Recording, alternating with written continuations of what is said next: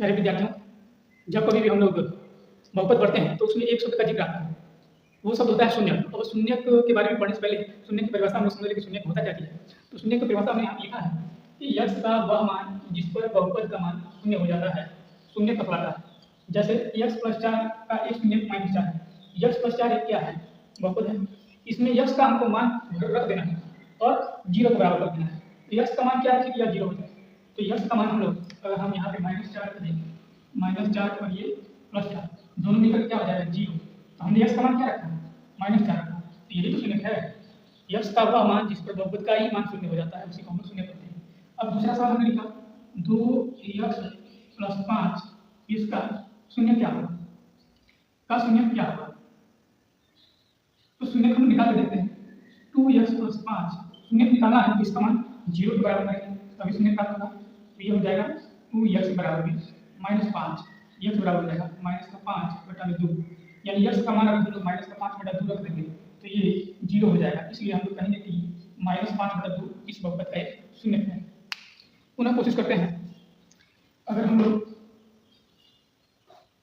y-2 एक बहुपद है, y-2 का हमको शून्य बताना है तो हम क्या करेंगे? y की जगह पर ऐसा मान रखेंगे कि ये 0 के बराबर हो जाए। तो ये -2 है, इसका उल्टा अगर +2 कर दें तो +2 और -2 मिलकर हो जाएगा 0। तो हमने y का मान क्या रखा था? हमने y का मान रखा था +2। इसलिए y-2 का शून्य कौन होगा? +2 होगा। ठीक है। हम कुछ उदाहरण देखते हैं कि इसमें कैसे हम लोग बहुपद के शून्य को ज्ञात कर सकते हैं। जैसे x + 4 का ज्ञात करना है तो x + 4 का बहुपद शून्य ज्ञात करना है तो x + 4 को 0 के बराबर करना पड़ेगा क्योंकि शून्य तो वही होता है जो इसका मान शून्य कर देता है। तो x का मान निकल जाएगा यहाँ से -4 अर्थात -4 x + 4 का क्या है? शून्य है। दूसरा देख लेते हैं 2x - 1 इसका शून्य निकालना है तो इसको 0 के बराबर करना पड़ेगा क्योंकि शून्य तो वही होता है जो x का मान रखने पर शून्य के बराबर हो जाता है। तो यहाँ से x का मान निकालने के लिए हम क्या करेंगे? 1 को उधर भेज देंगे तो -1 + 1 बन जाएगा और फिर 2 इधर इधर आएगा क्या हो जाएगा? भाग हो जाएगा। तो 1/2 x का मान क्या निकला? 1/2। तो 2x - 1 का एक शून्य क्या है? 1/2 है। इसी प्रकार आप इसका शून्य निकालें हम लोग तो 4x + 3 - 4 को 0 के बराबर करना पड़ेगा क्योंकि हमको x का मान निकालना है अर्थात शून्य निकालना है।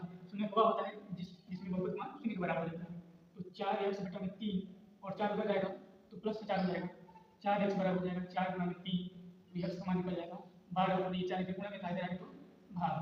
तो x का मान आ गया 3। तो हम लोग लिखेंगे कि 4x/3 - 4 का एक शून्य 3 है।